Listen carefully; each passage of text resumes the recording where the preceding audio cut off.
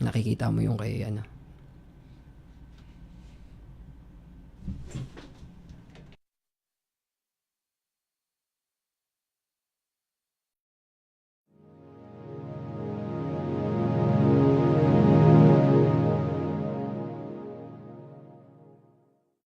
Magandang araw mga kababayan. This is Dante Klink ang II, Chairperson of the Commission on Filipinos Overseas. The CFO is the government agency that helps Filipino immigrants prepare for a successful life overseas.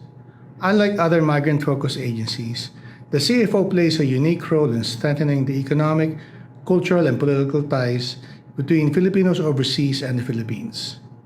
Even before our kababayan leave for foreign lands, CFO equips immigrants with information and helps them easily integrate into their destination countries and prepares them to become successful ambassadors of Filipino culture and excellence. For us at the Commission on Filipinos Overseas, the global Filipino diaspora is an untapped resource beyond remittances, waiting to be unlocked for intellectual, cultural, and national growth. As we strengthen the fabric that connects the global Filipino community through various programs and initiatives, we transform the challenges of brain drain into opportunities of brain gain. The CFO seeks to nurture the strong sense of Filipino community across the globe, while also encouraging them to contribute to the nation's development. We thank Radyo Pilipinas for giving us this platform to the challenges and triumphs of migration and development. We hope that the global Pinoy will be made aware of the programs and services that empower them toward meaningful migration and pave the way to immigrant success. Tandaan, kabayan, para sa inyo ito, mabuhay ang bagong Pilipinas.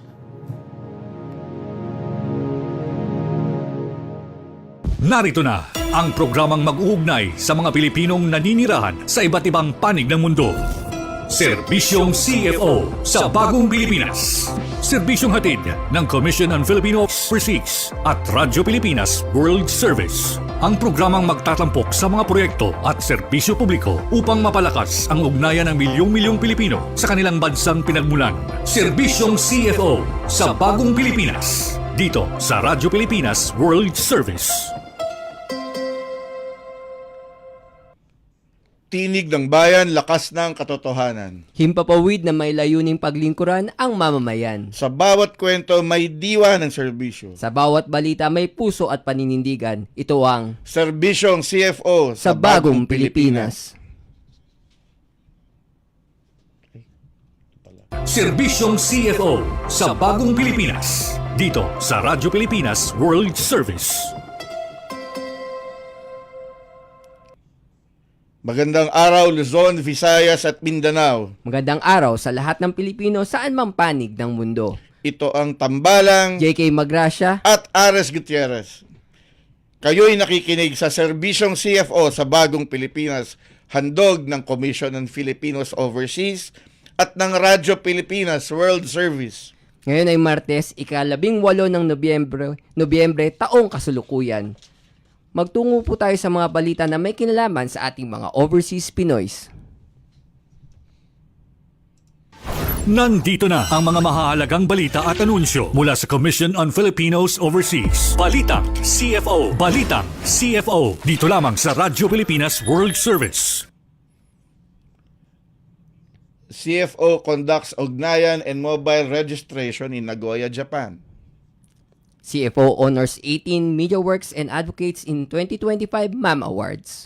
CFO joins IACAT member agencies in planning for 2025. Nandito na ang mga mahahalagang balita at anunsyo mula sa Commission on Filipinos Overseas. Balitang CFO. Balitang CFO. Dito lamang sa Radyo Pilipinas World Service. The Commission on Filipinos Overseas conducted mobile registration services and ugnayan sa Aichi on November 10 to 13 at the Philippine Consulate General in Nagoya, Japan. The CFO contingent set up registration and information booth to cater to walk-in constituents of the consulate, many of whom were permanent residents, long-term residents, and marriage migrants. Most of the constituents already obtained their residency status in Japan, but has yet to register with CFO. After which, the CFO team led the ugnayan sa Aichi a seminar forum to touch base with the overseas Filipinos in Japan and present the programs and initiatives of the Commission. Senior Emigrant Services Officer Christine Gacer and Emigrant Services Officer Cleo Ann Kunan presented the mandate of the CFO along with its programs and frontline services. A financial literacy session was also delivered through a BDO representative. During the open forum, participants expressed their appreciation for the team's clear explanation of the CFO's distinct mandate and its difference from other migrant-serving agencies. Many acknowledged that they now understood that they are constituents of the CFO and expressed gratitude that a government agency specifically caters to their needs. They also shared issues faced by Filipino residents in Japan, particularly the challenges encountered by Filipino youth integrating into the Japanese educational system. Participants conveyed their hope for more frequent CFO visits or for the assignment of a CFO officer in Japan.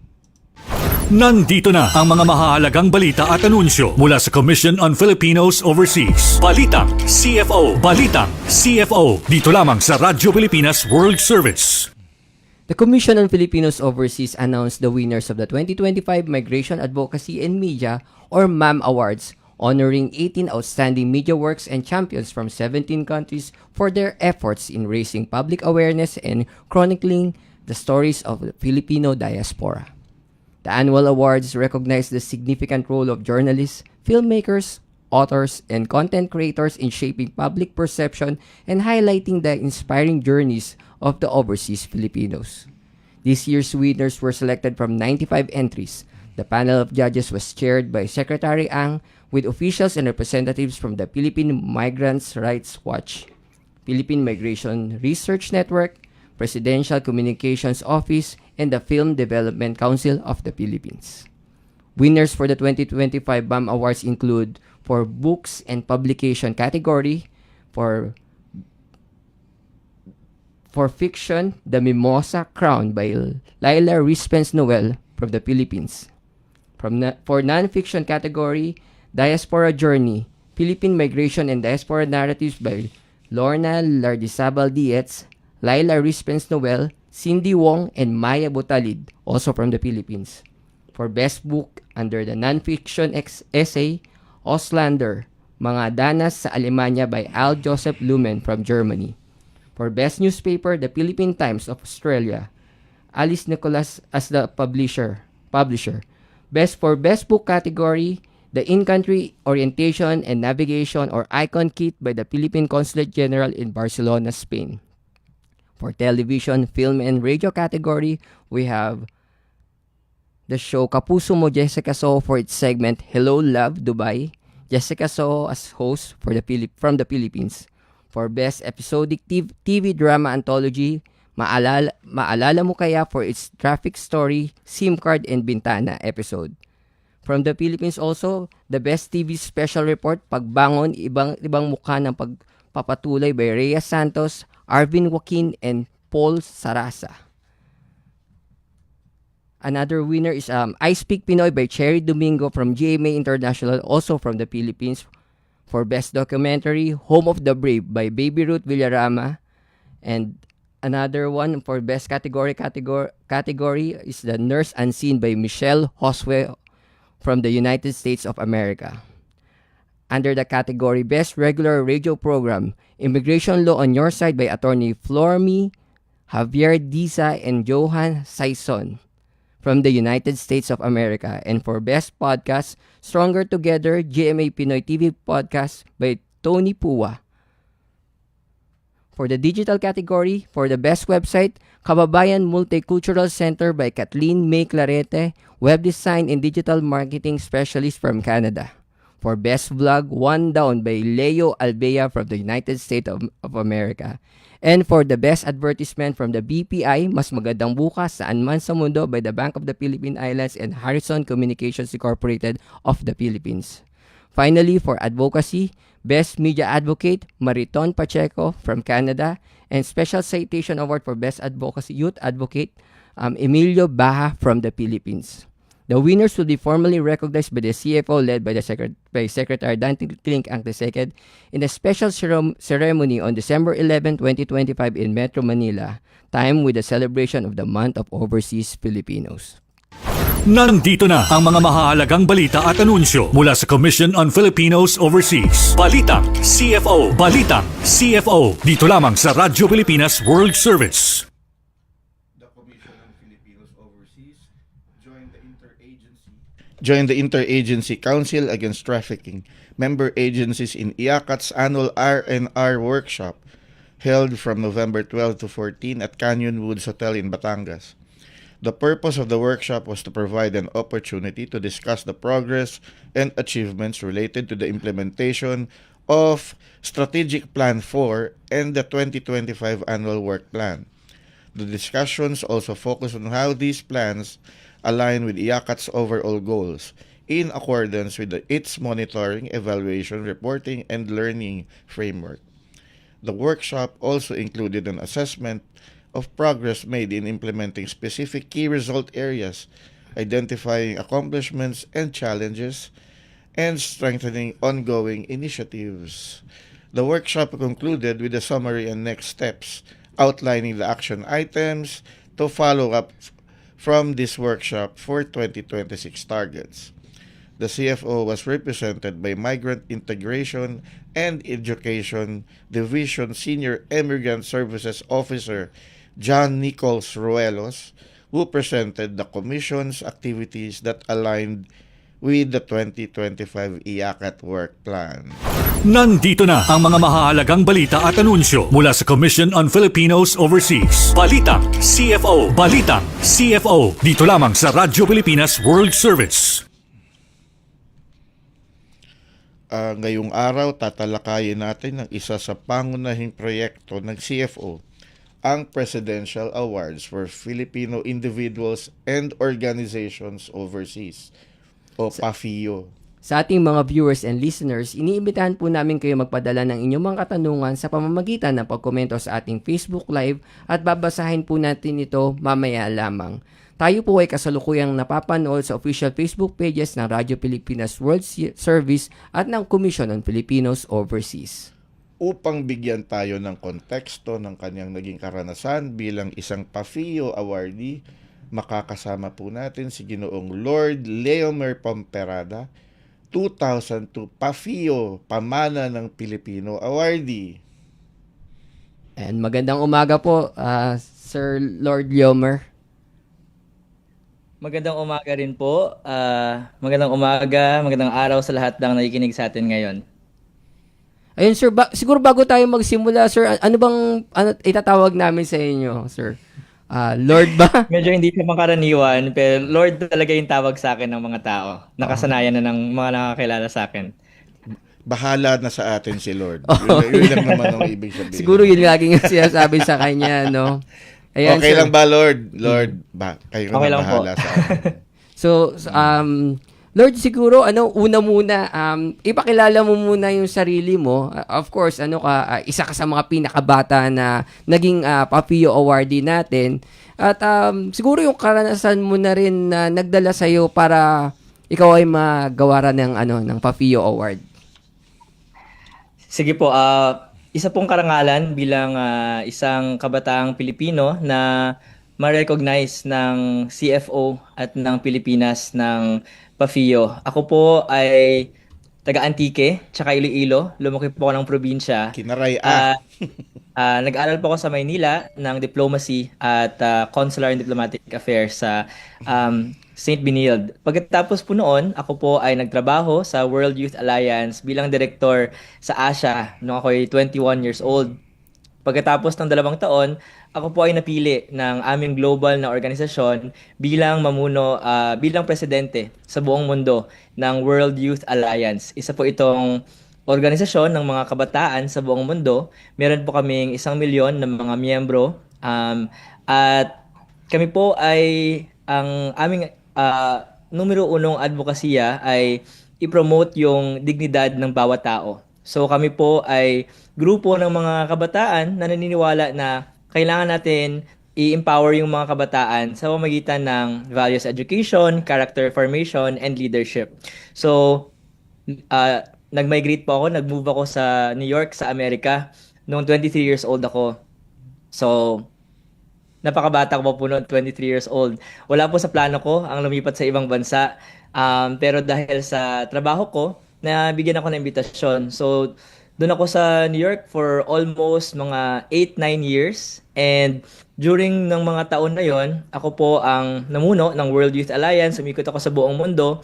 At nagkaroon ako ng opportunity na mag-mentor ng mga kabataan sa buong mundo. Pumunta ako ng mga eskwelahan, ng mga youth communities, na kumausap sa mga lideres ng iba't ibang mga bansa para makatulong sa kanilang mga programa para sa kabataan. Lord, parang di ako sanay na Masasanay ka na rin, masasanay si ka na Lord, rin. eh, no? Oo. Lord, bilang isang proud Antiqueño, ako'y nakarating na rin sa inyong lugar. Bilang isang proud Antiqueño, paano po na-i-impluwensyan ng isang laking probinsya ang inyong pananaw sa serbisyo at pagiging isang youth leader sa world stage? Opo. Bago po ako umalis ng Amerika, tumawag sa akin yung tatay ko, si Papa, sa telepono bago ako mag-board ng eroplano. At sabi niya sa akin, wag na wag kong kalimutan lahat ng mga taong tumulong sa akin para to be who I am now. So, humility po yung isa sa mga values na talagang naturo sa akin ng mga magulang ko. At bilang isang youth leader na lumaki sa probinsya, everything po na nangyari sa akin, in my journey bilang isang youth leader, talaga po I appreciate it. I give value to it, whether it's the challenging ones or the good ones. And today, ang dami na kasing opportunities para sa mga kabataan. May internet, may social media, napakadali na lang mag-travel. So, sana mas maging active pa yung mga kabataan na I encourage them talagang to create their own opportunities. Hindi porket galing ka ng probinsya, dapat hindi mo na maliitin yung sarili mo. Kasi minsan yun yung pinakamalaking challenge. Sabihin nila, ay, taga-Antique lang ako. Yes, yes. O kaya sabihin nila, ay, taga-Pilipinas lang naman ako. 'Di ba? Sabihin nila, hindi ko kaya yan. So sa pamamagitan ng bastong pag-aaral, pagpupursige, at madaming dasal, kaya nating marating ang ating mga pangarap. So bilang isang laking probinsya, actually ngayon po nasa farm ako namin, kaya baka marinig kayong mga manok, mga iba't ibang hayop sa background. Talaga pong masaya ako na nagkaroon ako ng opportunity para bumalik dito sa Pilipinas. Nung nasa Amerika ako, sasabihin ako ng mga tao, Lord, parang gusto mo ba maging Amerikano? Gusto mo ba magstay sa Amerika? At alam ko talaga na darating yung araw na babalik ako ng Pilipinas. At bumalik nga ako dito 2 years ago. And napakasaya ko po at ngayon, dito na ako sa Pilipinas ulit. Pero yung follow-up lang, Lord, yun nga, dahil laki ka ngang probinsya, we're not really discriminating, no? Pero meron kasing stigma lalo na dito sa kung dito sa Manila, no. Hindi ka ba naapektuhan na parang ito mga laking probinsya to, hindi to kayang sumabay sa may ganun pa rin daw eh. I've been talking to several students na laking probinsya din. May na-experience silang kahit konti, may konting discrimination daw. Have you experienced that when you were studying at LaSalle? Yes, sadly, I did directly and indirectly. Pero kasi it really, I believe, it's a matter of perspective. So kahit sabihin nila na, ay, taga-probinsya ka, hindi maganda yung mga damit mo, hindi branded, di ba? Wala naman mga branded na damit. O kaya wala akong magarang sasakyan o kondo, di ba? Para sa akin, hindi ako nag-focus sa mga bagay na yon. Yes, So, tama. bahala na sila kung anong sabihin nila, 'di ba? Mga tao kasi ngayon talagang madaming komento, 'di ba? So, yung ginagawa ko, hindi lang ako nagpapa-apekto sa kanila. Talagang sabi ko, I will take it on as a challenge kasi alam ko na kahit taga-probinsya ako, kaya kong mapatunayan na kaya din namin makipaglaban sa mga taga Maynila. Daming At yun nga, nung madaming first magagaling na trimestral bata namin, ng probinsya. nag-dean's list ako. Tapos yung mga iba kong kaklase, hindi pa nila alam na taga-Antique ako. So tatanong nila, Lord, saan ka bang paaralan? Nag-aaral. So sasabihin nila, mga sikat na paaralan sa Maynila. Tapos sa huli sabihin ko na, actually, hindi ako nag-aaral sa Maynila. ng high school. Galing ko lang probinsya. At makita mo yung gulat sa mukha nila na nakita nila na grabe, ang galing din pala ng mga kabataan sa probinsya. yes. So, ako, I take it on as a challenge. And then, syempre, kailangan may humility pa rin para makita nila na hindi naman, ay, grabe yung mga taga-probinsya, mayayabang din, di ba? Kasi it can also go the other way around. So, kailangan balance lang ng pagpupursige, tsaka syempre, kailangan mayroon pa rin yung humility. Pero, at the end of the day, wag lang talaga magpa-apekto sa sinasabi nila. Tama. Ayun. So, ang ganda na pakinggan namin yung yung background mo na nagbigay sa'yo ng tatag. Patungo syempre dun sa isa sa mga nakuha mo na awards nga yung sa Papio Award. Ngayon naman balikan ko lang kasi medyo may katagalan rin 2022 pa yung naging award mo.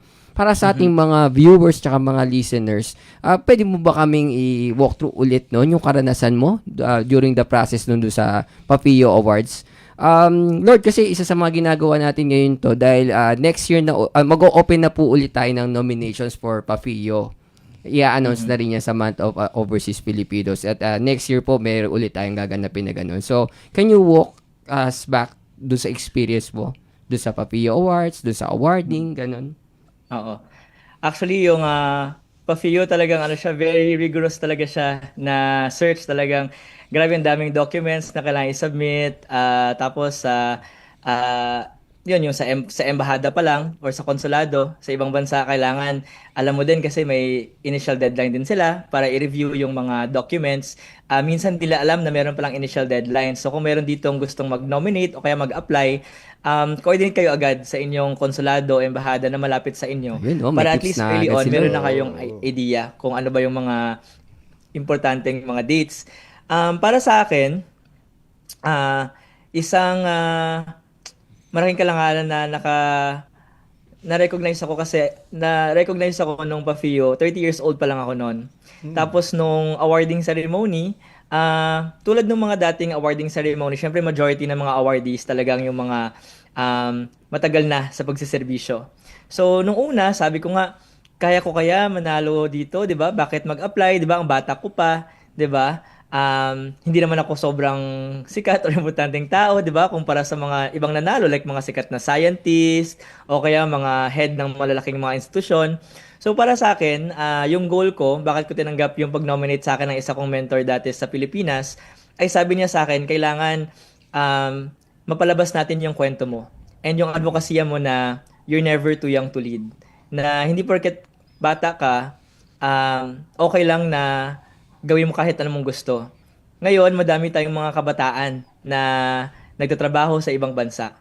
At madami sa kanila, maraming mga shared struggles, 'di ba? Na mawala sa pamilya, homesickness. So sa pamamagitan ng awards tulad ng Papio, binibigyan natin ng inspirasyon at hope, pag-asa na kahit na isa akong Pilipino na sa ibang bansa, bago lang ako doon, pero kaya ko din magpursige at magtrabaho ng maayos. So, yun, inawardan kami sa Maynila at matagal kasi na hindi nagka-awarding kasi nagkaroon ng pandemic noon. So, madami kaming inawardan nung batch namin. Kami at ang pinakamalaki. At madami ako doon na-meet na mga grabe, ang gagaling din ng mga Pilipino. Yung iba sa kanila talagang naging kaibigan ko hanggang ngayon. Yung isa nga sa kanila, si Dr. Albert, isang outstanding scientist, young scientist ng Philippines, pupunta dito ng Antique at the end of the week kasi meron kaming project on Innovation Congress para sa mga kabataan. So, nakita nyo na kahit na inawardan kami noong 2022, nagpatuloy pa rin So, may yung mga connection may namin. nabuo kayong at network ng mga awardees. Yung network. Oo. So, imagine 2022, ngayon 2025 na, pero meron pa rin kami mga proyekto na ginagawa at ito kasi yung parang, hindi kasi siya tatapos sa Papio eh. Parang ano lang yun, parang temporary, pang pause lang siya. Pero ito kasi talagang passion namin to, advocacy namin. So, patuloy pa rin yung ginagawa namin. Lord, correct me na lang kung mali yung nakita ko sa research. So, ikaw ay Global President ng World Youth Alliance. Tama ba Tama ako? po, tama po. Oh, yun nga. Bilang Pangulo ng World Youth Alliance, paano po ninyo ipinaglalaban ang konsepto ng human dignity? Ano po ang pinakamalaking challenge na hinarap ninyo? Magandang tanong po ito. So, dalawa po yung primary ways kung paano kami nag-advocate for human dignity. Yung una po is through policy, advocacy, and lobbying. So kami po nagre-represent ng mga kabataan sa United Nations, sa European Union, kahit sa mga iba't ibang parliaments para mag-represent ng mga kabataan. So kung mayroong mga importanteng mga discussion related sa youth tulad ng education, entrepreneurship, sumasali po kami. Kasi minsan yung kulang po is wala pong boses, yung mga kabataan. Tapos yung pinag-uusapan na rin yung kabataan, pero wala din yung kabataan. So kailangan po talagang may representative. And pangalawa, meron kaming mga educational programs. Yung isa po dito is yung Human Dignity Curriculum Program. Honored po ako sabihin na sa Philippines po, yung World Youth Alliance ay isa sa mga nag-contribute sa pagsulat po ng GMRC and Values Education Law na pinasa noong 2020. So ito po ay isang napaka-inspiring na batas kasi sa tingin ko walang ganong klaseng batas kahit saan sa buong mundo, sa Pilipinas lang, na tinuturo yung values, 'di ba, from grade 1 hanggang high school. At nakikita naman natin ngayon sa mga balita na ito talaga yung numero uno na problema Correct. ng bansa natin, Kailangan. 'di ba? Yung saan ba patungo yung mga kabataan? Nakikita natin madaming mga issue, siguro mga gangs, mga mental health, 'di ba? Hanggang sa yung pinaka grabe na talaga na yung iba sa kanila nagko-commit ng suicide o depression. Minsan pumunta ako sa isang paaralan, sabi sa akin ng mga teachers doon, may mga estudyante daw sila, mga grade 3, grade 4, pupunta sa kanila, sasabihin na, teacher, I'm depressed, 'di ba? Mapapaisip ka, grabe grade 3 pa lang to, Grade 3 tapos pa lang. depressed na siya, 'di ba? Nakakalungkot. Paano pa kapag nag-high school na siya? So sa pamamagitan ng programa ng World Youth Alliance tulad ng Human Dignity Curriculum na libre naming binibigay sa lahat ng mga paaralan dito sa Pilipinas, gumagawa kami ng stable foundation for the future. Nakikita naman natin na madaming mga kailangan ayusin pa sa Pilipinas at magagawa natin to kung yung susunod na henerasyon ay handa para harapin yung bukas. Lord, when you say pinupush ninyo yung human dignity curriculum, are you saying na you're also actively doing legislative work or lobbying for the passage of appropriate laws to implement this? Kasi parang ang impression ko is you are pushing for a revision ng basic curriculum para gawing heavy sa values kasi 'di ba parang recently may mga lumalabas sa social media na bakit di natin gayahin yung Japan na talagang binubugbog yung mga bata from kinder to grade 4 ng values and character development bago yung talagang rigorous academic work. Ganyan bang ginagawa ng grupo nyo? Opo, ganyan po. Ngayon po, dahil napasa na yung GMRC tsaka Values Education, meron na pong mga introduction ng mga concepts ng human dignity. Pero niniwala po kami na kaya pa siyang mas strengthen. So yung ginagawa ko po ngayon is we lobby. Meron po kami mga pilot na mga probinsya sa Pilipinas. At yung ginagawa po namin is sa mga probinsya pong ito tulad ng Antique, gumagawa po kami ng local na ordinance na ini-institutionalize yung paggamit ng mga modules ng human dignity curriculum para pumaturo siya sa lahat ng paaralan at may isali officially sa curriculum ng public schools. So may team din pala kayo ng may team din kayo ng parang demonstration teachers para para ipakita paano tinuturo yung curriculum. Yes, na meron din po. Isa po ako sa mga nagtitrain din sa mga teachers natin. Umiikot po ako sa buong Pilipinas para po dalhin yung programang to. At ito po yung mga pilot sites namin. Doon po kami nagsasample ng testing, ng impact, and meron din kaming ginagawang research component para makita ba namin talaga bang nagbabago yung mga kabataan. Kasi based sa initial namin na experience the past 2 years, meron ng mga teachers, mga magulang na lumalapit sa amin at sinasabi nila na, Sir, nagbago yung anak ko. Dati hindi to naghuhugas ng pinggan. Ngayon naghuhugas na siya ng pinggan. Dati sumasagot to. Ngayon, paminsan-minsan na lang, ganyan, di ba? So, meron Hindi kasi kaming mga nasagot nakukuha. ng wait lang. Wait lang. Oo. So, yun. So, kapag nakita kami ng mga kwentong gano'n, syempre nakaka-inspire siya, di ba? At sino ba namang hindi gusto na mangyari to, hindi lang sa Antique, hindi sa buong Pilipinas. Kaya yun po yung trabaho ko ngayon. Ayun, napakaganda ng programa tsaka hangarin nyo, Sir Lord, no? Siguro kasi, medyo kinukulang na tayo sa oras at alam ko marami ka pa rin gustong Oo nga, talakayin, no? Lagi tayo kinakabos sa oras. Ano na lang siguro, Lord, bukod dun sa ginagawa nyo sa World Youth Alliance, ano pa ba yung mga pinagkakaabalahan ninyo ngayon? Pwede nyo na siguro rin i-plug ngayon sa programa natin. Baka may mga iba po kayong mga activities or mga events na kinakalokohan. Kanina, sinabi nyo nga po na ang batchmate ninyo po, si Dr. Albert, kasama nyo sa isang programa or forum or seminar po yata. Innovation lab yata yung ginagawa nila. Opo, tama po yan. So, nung bumalik po ako ng Pilipinas, madami pong mga nag-open ng mga bintana at mga pintuan para magserbisyo. So, isa po dito sa Antique, miyembro din po ako ng Junior Chamber International, Antique Cruhay o JCI. Ako po yung magiging presidente next year. And isa po sa pinupush po namin na advocacy sa Antique is Presidente yung ko. Innovation and Startup Ordinance. Marinig niyo po minsan sa mga probinsya, kulang na yung trabaho, wala kaming trabaho, pero gusto namin encourage yung mga kabataan, ano yung magagawa nating trabaho para matulungan yung sarili natin at yung community natin. So ngayong linggo, sa Friday hanggang Saturday, nag-organize kami ng first ever na Ignite Young Innovators Congress sa Antique. We're expecting mga between hundreds of young people.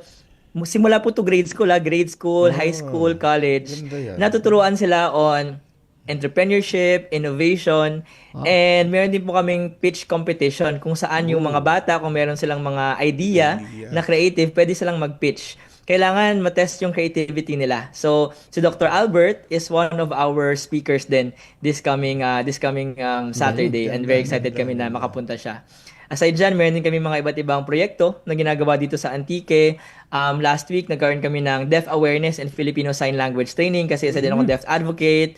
Pagkatapos, nagpropose din kami dito sa munisipyo na mag-develop ng first ever public children's playground kasi wala pa pong playground sa aming munisipyo na capital town ng Antique. So, Sa San Jose.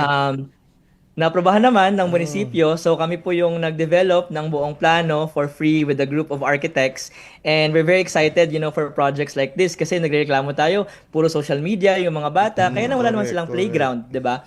So ito po yung mga ginagawa ng mga proyekto para makatulong po sa gobyerno at sa mga communities kasi bawat isa naman sa atin may role, and kung meron pang mga nakikinig sa atin na gustong sumali sa Congress o kaya mag-avail ng Human Dignity Curriculum, pwede po silang mag-contact na lang sa amin sa World Youth Alliance o kaya sa aking email, lord@wya.net o kaya sa aming Facebook at website. At very welcome po sila na makipag-collaborate sa amin. Pwede mo palang i-email si Lord eh. Oo nga. Pwede email natin si Lord. Lord, para sa mga kabataang Pilipino lalo na sa bayan mo sa Antique na nangangarap din na maging isang global leader katulad mo, ano po ba ang advice na maibibigay mo sa mga kabataan na malayo pa yung tatahakin? Ayan. Siguro yun yung parang pinaka-closing advice mo rin sa ating mga tagapakinig. Yes. Isa po sa mga motto ko in life is the greatest fulfillment is not merely in achieving our dreams but helping others achieve their own. Oftentimes po yung mga kabataan ngayon, we chase so many dreams, right? To have a nice house, to have the best education, to go around the world. Pero at the end of the day, yung totoo pong makapagbibigay sa atin ng ligaya is not just for us to be successful, pero also paano natin matulungan yung mga tao na lalo na yung walang-wala o kaya yung mga kapitbahay natin, paano natin sila matulungan na ma-achieve din yung mga pangarap nila. So yung advice ko lang po is really to keep persevering para mas maging mahasa pa yung mga talento ninyo bilang mga kabataan. At pagkatapos, kung nahasa nyo na yan, syempre huwag nyo lang gamitin para sa sarili ninyo. Kailangan gamitin nyo to para makatulong din sa inyong community at makapag-train pa. Kasi naniniwala ako na great leaders create greater leaders. Yes. Malalaman natin kung magiging maganda yung kinabukasan at naniniwala ako na kaya pang magkaroon ng brighter Philippines kung ngayon pa lang i-train na natin yung mga susunod na henerasyon. So, keep studying hard and help use your talents to contribute to your community. And most of all, do your best to help in a little way kahit sa kapitbahay mo, sa classmate mo. Kasi change doesn't have to be big like globally tulad ng ginawa ko.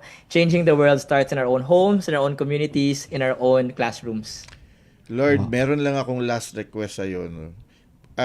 Dahil Yes, tayo ay marami namang nakikinig dyan sa inyong lugar at marami ding Antikenyo all over the world. Pwede mo bang bawatiin ang ating mga kababayang Antikenyo sa wikang Kinaraya?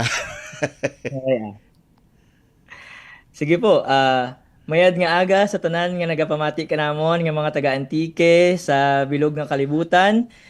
Kabay pa nga kung may oras kamo or may tiyempo nga maguli ri dya sa aton nga probinsya, welcome gid kamo. Kag kabay pa nga biskan diin kamo mag-agto, ano inyo nga madamtan, kailangan palanggaon tagid ang Antique kag hindi ta paglipatan kung diin kita naghalin. So duro gid nga salamat sa tanan nga mga Antikenyo nga gapamati kag nagabulig ka namon sa tanan namon nga mga programa. Duro gid nga salamat. Maraming salamat. Salamat gid. Lord, at alam mo kasi kaya kita pinabati ng sa wikang Kinaraya nga ba ang tawag doon? Kinaraya, tama po.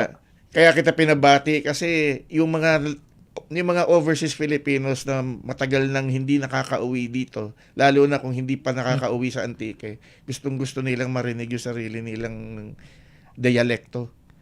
Lalo na live, no? Oo, sa programa. Buwahe, okay. Lalo na kung ikaw lang mag-isa dun sa isang lugar, minsan namimiss mo na may kausap ka sa sarili mong lingwahe. Tama. Totoo. Kaya malaking bagay yung nakarinig sila ng pagbati mula sa iyo, Lord. At alam nilang hindi sila papabayaan ni Lord. Yun. Wala ka naman. Maraming salamat Maraming po sa salamat, pagdito sa akin Lord. ngayong umaga. Binigyan mo kami ng oras. Nandito na ang mga mahahalagang balita at anunsyo mula sa Commission on Filipinos Overseas. Balitang CFO. Balitang CFO. Dito lamang sa Radyo Pilipinas World Service. At nagdaan na naman ang isang araw ng pagsasahimpapawid para sa ating mga overseas Filipinos. Sa bawat kwento, bawat impormasyon at bawat serbisyong hatid namin, layunin namin mapalapit ang gobyerno sa bawat Pilipino sa mang panig ng mundo. Tandaan, kababayan, basta't balita at serbisyong publiko. CFO, kasama mo saan man sa mundo.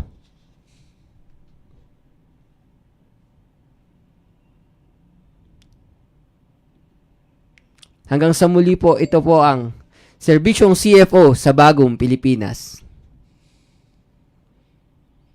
Narito na ang programang mag-uugnay sa mga Pilipinong naninirahan sa iba't ibang panig ng mundo. Serbisyong CFO sa bagong Pilipinas. Serbisyong hatid ng Commission on Filipino Overseas at Radyo Pilipinas World Service. Ang programang magtatampok sa mga proyekto at serbisyo publiko upang mapalakas ang ugnayan ng milyong-milyong Pilipino sa kanilang bansang pinagmulan. Serbisyong CFO sa bagong Pilipinas. Dito sa Radyo Pilipinas World Service.